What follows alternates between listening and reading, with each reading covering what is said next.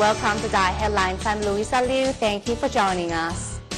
Before the Great Sichuan earthquake tore apart, Xiaoquan Middle School was a boarding school in Deyang Municipality, Sichuan.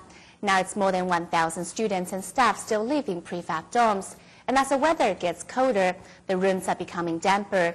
Many students are from low-income households in farming villages and can only bring thin blankets from home. So among this year's winter distributions, Tzu Chi volunteers are preparing to deliver warm blankets so that the students may sleep through the winter nights in comfort.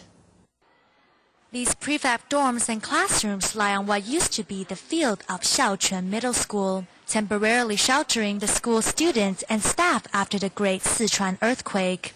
In Sichuan, the wintry weather begins as early as October. This tiny bedroom of less than 30 square meters has to lodge 7 boys. This week, Li Qi from a more well-off family has brought a warm blanket from home. My mom told me to bring this blanket because she's worried that I might catch a cold. It's getting chilly. But his roommate Tian Duan isn't as lucky. Tian's house was destroyed in the Sichuan quake. To rebuild the house, his family had to seek loans. So for this winter, Tian is left with only a thin old blanket to guard against the cold. I wanted to bring a thicker blanket too, but my family is under tight economic constraint. After using the blankets for a while, the cotton batting just toes to one side. The middle and the other sides are left with no filler. As the days get colder, teachers are worried about the thin quilts. Because over 98% of the students are from poor farming families, most are unable to afford warm blankets. On behalf of the school, Principal Wei Youdong has sought help from Tzu Chi. The earthquake hurt their family economic conditions, and I'm worried that our children cannot afford the necessary winter blanket.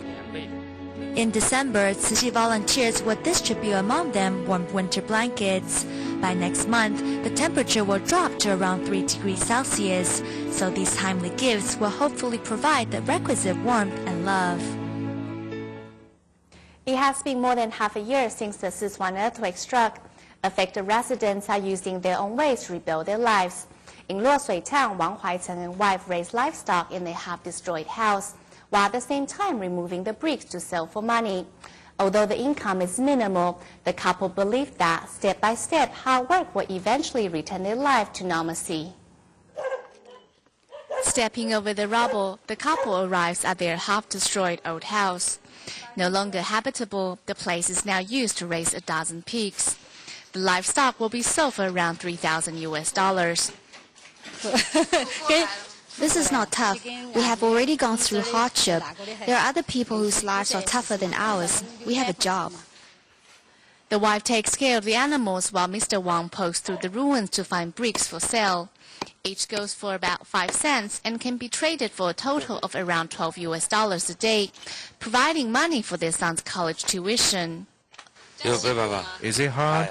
How should I say it? I mean, if I'm left without anything to do for one day, I actually feel empty.